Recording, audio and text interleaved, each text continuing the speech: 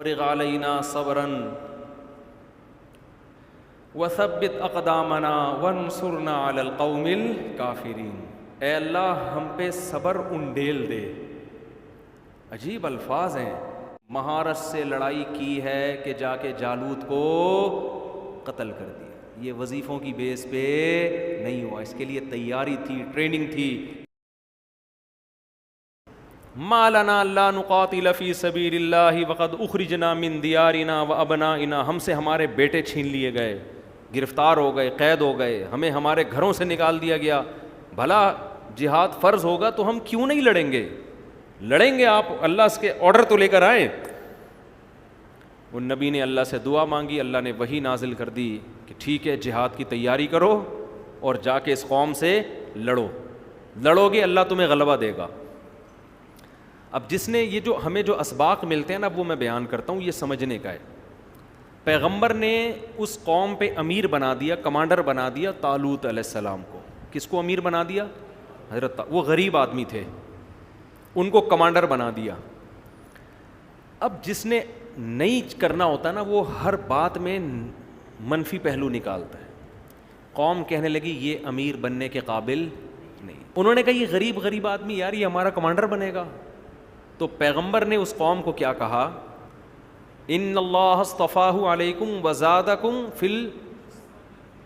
بسطۃ فی العلم والجسم۔ دیکھو ان میں دو خاصیتیں، نالج ان کے پاس زیادہ ہے۔ نالج سے مراد یہاں جنگ کی نالج۔ یہاں بھی دیکھو اسباب اختیار کیے جا رہے ہیں، یہ نہیں کہ یہ چونکہ اللہ والے بزرگ ہیں ان کو اٹھا کے کمانڈر بنا دو۔ آج کل یہ ہو رہا ہے، لوگ دیکھ رہے ہیں نیک آدمی کون ہے، اس کو بنا دو۔ نیک ہونا الگ چیز ہے، تجربے کار ہونا الگ چیز ہے۔ کتنی خاندانی بات کی، آج ہم نے ایک مہمان بلائے تھے نا، بڑی زبردست۔ میں اکثر بیانات میں یہ بات کہتا رہتا ہوں کہ رسول اللہ صلی اللہ علیہ وسلم نے حضرت خالد بن ولید کو کمانڈر بنایا، حضرت ابو ہریرہ کو کمانڈر نہیں بنایا۔ حضرت ابو ہریرہ کو حدیثیں یاد کرنے پر لگایا، خالد بن ولید کو حدیثیں جمع کرنے پر بولو نہیں لگایا۔ جس کے اندر جو صلاحیت ہے اس سے وہ کام لیا جا رہا ہے۔ حضرت بلال کو مؤذن بنایا، آواز اونچی ہے، آواز اچھی ہے، ان کو جنگ میں کمانڈر نہیں بنایا جا رہا۔ تو ایبلٹی دیکھی جاتی ہے۔ آج ہماری تباہی کا ایک بہت بڑا ذریعہ یہ بھی ہے کہ فقہا نے تو یہاں تک لکھا ہے کہ جنگ میں دو آدمی ہیں، ایک آدمی وہ ہے جو فاسق و فاجر ہے، گنہگار آدمی ہے، نیک نہیں ہے، جنگ لڑنے کا تجربہ ہے، فائٹ اچھی جانتا ہے، مسلمانوں کا کمانڈر اس فاسق و فاجر کو بنایا جائے گا۔ دوسرا نیک ہے، پرہیزگار ہے، اللہ اللہ کرتا ہے، تہجد گزار، روزے دار، مگر جنگی تجربہ اس کے پاس بولو نہیں ہے، اس کو کمانڈر نہیں بنا، وہ مروا دے گا۔ ٹھیک ہے، وہ کیا کرے گا؟ وہ اتنا نرم دل ہے اللہ اللہ کرنے کی وجہ سے کہ جب اس کو آپ نے کمانڈر بنایا اور دشمن نے آ کے للکارا تو اس کی کانپیں ٹانگنے لگیں۔ یا وہ بیچارہ انسپائر ہو گیا ان سے۔ میں نے بعض نیک لوگ ایسے دیکھے ہیں، ان سے مکھی نہیں ماری جاتی، اتنے نرم دل ہوتے ہیں۔ بندوق چلانے سے پہلے وہ سامنے والا کہے گا میرے چھوٹے چھوٹے بچے ہیں، کہے گا یار اس کے تو چھوٹے چھوٹے بچے ہیں، یہ نہیں دیکھ رہا کہ یہ سارے کیا کمارے چھڑے چھاٹ ہیں جو ہمارے ساتھ لڑنے کے لیے آئے ہوئے ہیں، یہ بھی تو کسی کے بچے ہیں۔ تو جنگ کے اصول الگ ہوتے ہیں۔ تو خیر نبی نے کیا کہا کہ دیکھو یہ جو طالوت ہے نا، اللہ نے ان کو نالج دی ہے، جنگ لڑنے کا تجربہ، جنگی امور۔ نقشے بھی محمد بن قاسم کے بارے میں تاریخ کی کتابوں میں ہے کہ سندھ کا نقشہ ایک دفعہ اس نے دیکھا ہے ایسے، اور اس نقشے کو دماغ میں انسٹال کیا اور کہاں پہنچا؟ دیبل کے راستے سندھ پہنچائے وہ، کیونکہ اتنے لمبے لمبے صحرا اور سمندر عبور کرنا آسان کام نہیں تھا۔ اس کے لیے کھوپڑی، پہلے گوگل میپ تھوڑی تھا۔ وہ ان پیغمبر نے کیا کہا کہ غریب ہیں لیکن دو کوالٹی ہیں۔ نمبر ایک علم کیا ہے؟ نالج، جنگوں کا تجربہ، نقشے پڑھنا، یہ سب چیزیں ان میں تم سے زیادہ ہیں۔ دوسری چیز جسم، صحت مند بھی ہیں۔ نبی صلی اللہ علیہ وسلم کا اصول ہے ہمارے نبی صلی اللہ علیہ وسلم فوج میں کمانڈر بناتے ہوئے یا کسی دوسرے ملک کا سفیر بناتے ہوئے جسمانی پرسنالٹی بھی دیکھا کرتے تھے. علامہ ابن کثیر رحمہ اللہ نے لکھا ہے کہ نبی نے جتنے سفیر غیر ملکیوں کے پاس بھیجے نا, غیر ملکی بادشاہوں کے پاس, ان میں 2 کوالٹی تھیں, سب خوبصورت تھے اور سب کو بولنا بڑا اچھا آتا تھا, تاکہ جب پہلا امپریشن پڑے نا غیر مسلم بادشاہ کے پاس وہ متاثر ہو جائے, روب میں آ جائے کہ بھائی کوئی بندہ آیا ہے بات کرنے کے لیے.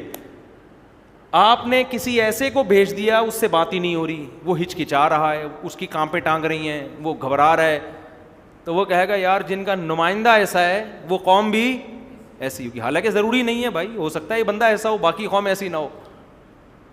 پرسنالٹی کا بھی بڑا خیال کیا ہے. ایک صحابی تھے دحیہ کلبی غالباً نام تھا ان کا, وہ نبی کے سفیر تھے, اتنے خوبصورت, ایسا قد, ایسی پرسنالٹی کہ حضرت عمر نے ان پر پابندی لگا دی کہ مدینہ میں نقاب پہنے بغیر آپ کو آنے کی اجازت نہیں ہے, کیونکہ مدینہ میں بعض عورتوں کے فتنہ میں مبتلا ہونے کا اندیشہ ہو گیا تھا. ان کی جب عورتوں کی ان پہ نظر پڑتی نا, اس خطرہ تھا کہ فتنے میں نہ پڑ جائیں گے, ایسی پرسنالٹی تھی. تو جب وہ مدینہ میں آتے منہ ڈھانک کے آتے کرتے, اندازہ لگاؤ کیا جب یہ پرسنالٹی بادشاہوں کی آنکھوں میں آنکھیں ڈال کے بات کرتی ہوگی, بادشاہ بھی کہتے ہوں گے بھائی کوئی قوم ہے جس کا نمائندہ آیا ہے. بہرحال جب گھنٹوں قوم کا بٹھا کے سمجھایا ہے تو قوم نے مان لیا کہ جی ہمارے امیر ہیں. اب کیا ہوا, تو جو طالوت علیہ السلام تھے انہوں نے جب فوج کو لے کے چلے ہیں, تو چونکہ مجاہدین کی تعداد بہت تھوڑی تھی اور دشمن کی تعداد بہت زیادہ, تو اب اسباب کی دنیا میں فتح ہونے کا امکان نہیں تھا. ایسے موقع پہ لڑنا جائز نہیں ہے, لیکن اللہ نے چونکہ مدد کا وعدہ کیا تھا وحی کے ذریعے, تو لڑنا کیا ہو گیا تھا, فرض ہو گیا تھا. جب اللہ نے وعدہ کر لیا, جب اللہ اگر ایک کو بھی لاکھوں سے لڑوا دے, تو جب اللہ حکم دے تو پھر تھوڑی دیکھا جائے گا کہ اسباب ہیں یا نہیں. نارملی شریعت نے حکم دیا ہے کہ اگر آپ کے پاس لڑنے کی طاقت نہیں ہے تو آپ لڑائی کا پنگا بولو نہ لیں. یہ جہاد نہیں ہے کہ ہے کچھ بھی نہیں اور پڑ جاؤ, یہ کر دو وہ کر دو, یہ ہمیں نبی کی سیرت سے نہیں پتہ چلتا. تو پھر کیا ہوا ہے کہ جب وہ, تو اب اسباب کی دنیا میں کمزور تھے, تو اب اللہ نے ان کو حکم دیا, حضرت طالوت کو کہا کہ میں آپ کی قوم کو آزماؤں گا, ان کو شدید پیاس لگے گی, جب اسباب نہیں ہے تو تقوی کی بیس پہ لڑیں گے نا اب تو اب میں ان کے تقوی کا امتحان لوں گا. شدید پیاس لگے گی, لیکن دریا سے پانی پینے کی کسی کو اجازت نہیں ہے سوائے ایک آدھ چلو کے. اگر پانی پی لیا تو اللہ ان سے ناراض ہو جائے گا, پھر ان کو فتح نہیں ملے گی. یہ اللہ کی طرف سے آزمائش تھی. قرآن کیا کہتا ہے, فَشَرِبُوا مِنْهُ إِلَّا قَلِيلًا مِنْهُمْ, زیادہ تر نے پیا, تھوڑے سے لوگ تھے جنہوں نے نہیں پیا. ان میں حضرت داؤد علیہ السلام بھی تھے جن کو ابھی تک نبوت نہیں ملی تھی, ان کو ابھی نبوت ملی نہیں تھی. زیادہ تر نے پی لیا, تھوڑے سے لوگوں نے نہیں پیا. تو اب اللہ کی مدد تو ہٹ گئی نا, لیکن ان تھوڑوں سو کے ساتھ اللہ کی مدد. مقابلہ کے لیے فوجیں سامنے آ کے کھڑی ہوئی ہیں, اتنی بڑی فوجیں, اور ان کا کمانڈر تھا, اس کا نام تھا جالوت. ادھر مسلمانوں کا کمانڈر کا نام تھا طالوت, ان کے کمانڈر کا نام تھا جالوت. تو جنہوں نے پانی پیا تھا نا, انہوں نے اتنا بڑا لشکر دیکھ کے اپنے کمانڈر سے کہا, لا طاقت لنا اليوم بجالوت وجنودی, جالوت اور اس کے لشکر سے لڑنے کی ہم میں طاقت نہیں ہو سکتا. بھائی ہمتیں پست. آپ کو پتہ ہے کسی فوج کی ہمت لڑائی سے پہلے پست ہو جائے, وہ پاورفل ہونے کے باوجود بھی فتح نہیں. ہمارے حضرت نے یہاں لکھا ہے کہ دیکھو اس سے پتہ چلتا ہے کہ جو اللہ کی راہ میں لڑنے والے لوگ ہیں نا, ان کے لیے گناہ کرنا بہت خطرناک ہے. گناہ کرنے سے ہمتیں کیا ہو جائیں گی, پست. گناہ کرنے سے پھر لڑائی کی موٹیویشن نہیں ملتی آپ کو. پھر یا تو آپ کے پاس پاور اتنی ہو کہ آپ کو پتہ ہے یہ تھوڑے سے لوگ ہیں, اڑا دوں گا میں ان کو. برابر کبھی مقابلہ ہوگا نا. اگر مسلمان گناہ کر رہا ہے, آپ کی فوج میں مجاہدین میں گناہ کرنے والے لوگ ہیں, آپ کی ہمتیں پست ہو جائیں گی. یہی ہوا اس قوم کے ساتھ، ان کی ہمتیں کیا ہو گئیں؟ پست. جنہوں نے پانی پیا تھا، جنہوں نے نہیں پیا تھا ان کی ہمتیں پست نہیں ہوئیں. وہ اپنی قوم کو سمجھا رہے ہیں. کم من فئۃ قلیلۃ، دیکھو بہت دفعہ ہسٹری اٹھا کے دیکھو ایسا ہوا ہے، بہت تھوڑی اور کمزور جماعتوں نے بڑی بڑی طاقتور جماعتوں کو اللہ کے حکم سے شکست دی ہے. جب ہم اللہ کے حکم پہ آئے ہیں تو اللہ ہمیں رسوا نہیں کرے گا، اللہ ہمیں فتح دے گا. تو قرآن کہتا ہے پھر جب لڑائی شروع ہوئی ہے نا تو اتنا بڑا یہ تو بھاگ گئے پتلی گلی سے، یہ جو جنہوں نے پانی پیا تھا نا ان کی ہمتیں پست اور یہ پتلی گلی سے نکل گئے. اب جو تھوڑے سے لوگ بچے ہیں ان کی آزمائش ڈبل ہو گئی کہ نہیں ہو گئی؟ تو اور آزمائش ہے بھائی، آپ کے اپنے لوگ بھاگ گئے، ان کو تو اللہ نے کیا سزا دی ہوگی اس کا قرآن میں تذکرہ نہیں ہے. حدیث قرآن میں تو یہ پتہ چلتا ہے کہ جو میدان جنگ سے بھاگتا ہے تو بہت بڑا عذاب ہے اس کے لیے قیامت کے دن، اس پر اللہ کا غضب ہے، اس پر اللہ کی لعنت ہے، کیونکہ وہ خود نہیں بھاگ رہا، وہ دوسروں کا جذبہ بھی خراب کر رہا ہے. وہ اتنا بڑا جرم ہے میدان جنگ سے بھاگنا. جو اکبر الکبائر ہے نا، اکبر الکبائر، ان اکبر الکبائر میں علماء نے میدان جنگ سے بھاگنے کو لکھا ہے کہ اگر آپ میدان جنگ میں اپنے ساتھیوں کو اکیلا چھوڑ کے بھاگ جاتے ہیں، ڈٹنا ہے آپ نے، وہاں پہ رہنا ہے. تو وہ تھوڑے سے لوگ تھے، ان میں حضرت داؤد بھی تھے جن کو نبوت نہیں ملی تھی. تو قرآن کہتا ہے کہ جب لڑائی شروع ہوئی ہے تو یہ تھوڑے سے مجاہدین نے اللہ سے دعا مانگی. کیا دعا مانگی؟ وہ دعا پڑھتے ہوئے بڑا مزہ آتا ہے. ربنا افرغ علینا صبرا وثبت اقدامنا وانصرنا علی القوم الکافرین. اے اللہ ہم پہ صبر انڈیل دے. عجیب الفاظ ہیں. یہ نہیں کہ اللہ ہمیں صبر کی توفیق دے دے، اے اللہ صبر کی توفیق سے کام نہیں چلے گا. انڈیلنا کسے کہتے ہیں عربی میں؟ فراغت سے یہ لفظ نکلا ہے، فراغت، افراغ. فراغت کسے کہتے ہیں؟ کسی چیز کو کسی چیز سے فارغ کر دینا. بالٹی میں جب پانی ہوتا ہے نا تو جب آپ یوں کر کے انڈیلتے ہیں تو وہ پانی سے 2 منٹ میں کیا ہو جاتی ہے؟ فارغ. اس لیے انڈیلنے کے معنی میں افراغ کا لفظ آتا ہے، افرغ، انڈیل. ایک ہوتا ہے پانی پائپ سے ڈالنا، اس میں تھوڑا پانی آتا ہے. ایک ہوتا ہے پانی کا چھڑکاؤ کرنا. سب سے زیادہ پانی کب آتا ہے؟ جب آپ بالٹی لے کے کسی کے سر پہ انڈیل دیں. گویا وہ سب مجاہدین دعا مانگ رہے ہیں، اے اللہ اتنی بڑی قوم سے ہماری لڑائی ہے، تھوڑا بہت صبر نہیں چاہیے، ہم بھاگ جائیں گے، ہمارے قدم اکھڑ جائیں گے، ہم نہیں لڑ سکتے. ہم اپنی طرف سے پوری ہمت کریں گے لیکن تو نے ہمیں توفیق دینی ہے. اور کیا توفیق دینی ہے؟ افرغ علینا صبرن، بالٹیاں صبر کی بھر بھر کے ہمارے اوپر انڈیلنا شروع کر دے. یہ تو جن لوگوں نے جنگ کا منظر دیکھا ہے نا ان کو پتا ہے کہ دشمن طاقتور ہو تو میدان جنگ میں ٹکنا آسان کام نہیں ہوتا. لاشیں لوگ اٹھا رہے ہوتے ہیں اپنے یاروں کی، کسی کا ہاتھ ٹوٹ رہا ہے، کسی کے چیتھڑے اڑ رہے ہیں، کسی کی آنکھ ضائع ہو رہی ہے، کسی کے پاؤں وہاں پڑے ہوئے ہیں. جب دھماکے ہوتے ہیں نا یہ آسان کام تھوڑی ہوتا. پہلے تو دو بدو تلواروں سے لڑائی ہوتی تھی. اتنی طاقتور قوم کے مقابلے میں جب آ کے کھڑے ہوئے تو اللہ سے دعا مانگ رہے ہیں، اللہ ہم تو لڑیں گے لیکن ہم اپنی طاقت پہ ہمیں اور اپنی ہمت پہ ہمیں ناز نہیں ہے. تو کیا کر، افرغ علینا صبرن، صبر کی بالٹیاں بھر بھر کے ہمارے اوپر انڈیل دے.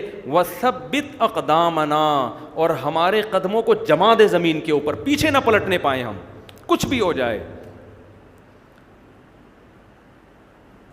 وانصرنا علی القوم الکافرین، اور یہ لوگ جو تیرے منکر ہیں، یہ تجھے نہیں مانتے ہیں، ہم تو تجھے مانتے ہیں، تو ان کے کفر کا بھی واسطہ دیا جا رہا ہے، اپنے ایمان کا بھی واسطہ دی. اے اللہ یہ تیرے ماننے والے نہیں ہیں، یہ تیرے آرڈر پہ ہم سے نہیں لڑ رہے، اور ہم ان سے جو لڑ رہے ہیں کس کے آرڈر پہ؟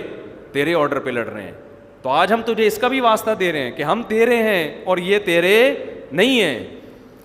قرآن کیا کہتا ہے؟ فَهَزَمُوهُمْ بِإِذْنِ اللَّهِ. عربی میں فا کا لفظ آتا ہے فوراً جب کوئی کام ہوتا ہے نا، فوراً. انہوں نے ایسی ہمت دکھائی، اوپر سے اللہ نے فرشتوں کو حکم دیا کہ صبر کی بالٹیاں بھر بھر کے ان کے اوپر انڈیلو، پھینکو، اور ان کے قدموں کو میخوں سے زمین میں ٹھوک دو، پیچھے نہ اکھڑنے پائیں. یہ تو تشبیہات ہیں. تو قرآن کیا کہہ رہا ہے؟ ایسی ہمت سے لڑے ہیں فَهَزَمُوهُمْ بِإِذْنِ اللَّهِ، اللہ کے حکم سے اتنی طاقتور جماعت کو شکست دے دی. اور جو ان کا سب سے بڑا کمانڈر تھا نا طالوت، دیکھو جب بڑی بہادری کی جنگ ہوتی ہے تو ہر آدمی چاہتا ہے کہ کریڈٹ مجھے ملے، کام مجھے کچھ بھی کرنا نہ پڑے. جو 2 نمبر لوگ ہوتے ہیں نا وہ یہ چاہ رہے ہوتے ہیں کہ نام ہمارا ہے، تصویریں کھنچوانے سب سے آگے آ جائیں گے. ٹھیک ہے، صحیح دیکھا ہوگا آپ لوگوں نے. لیکن جن کو اللہ کی رضا کی فکر ہوتی ہے وہ ان چیزوں کی پرواہ نہیں کرتے. تو قرآن کہتا ہے ان لڑائی کرنے والوں میں جو تھوڑے لوگ، ایک تو بنی اسرائیل ویسے نالائق، پھر جو لڑنے کے لیے آئے وہ اور تھوڑے، ان میں سے بھی زیادہ تر بھاگ گئے. تو جو تھوڑے سے بچے ہوں گے وہ کتنے مقدس لوگ ہوں گے کہ نہیں ہوں گے. اور ان تھوڑوں سو میں بھی بہت سو کی کوشش تو یہ ہوگی کہ بھائی اس جنگ میں بس کسی طرح ہمیں فتح مل جائے، یہ بھی غنیمت ہے. لیکن جس کا یہ جذبہ ہوگا کہ فتح نہیں، میں وہ کام کر کے جاؤں گا جو کسی نے نہیں سوچا، وہ کیا ہے؟ ان کا جو سب سے بڑا کمانڈر ہے نا جالوت، میں اس کو قتل کروں گا. یہ کتنا بڑا جذبہ ہوگا کہ نہیں ہوگا؟ یہ جذبہ کس میں تھا؟ حضرت داؤد میں. قرآن کہتا ہے وَقَتَلَ داؤد جالوت، داؤد علیہ السلام نے تو تعاقب کیا، کیونکہ جالوت کے ارد گرد سب سے زیادہ بہادر لوگ تھے، وہ خود بھی بڑا بہادر. تو داؤد علیہ السلام نے ایسی مہارت سے لڑائی کی ہے کہ جا کے جالوت کو قتل کر دیا. یہ وظیفوں کی بیس پہ نہیں ہوا، اس کے لیے تیاری تھی، ٹریننگ تھی. آج ہمارے ہاں بزرگی کا تصور دیکھو کیا ہے. بزرگ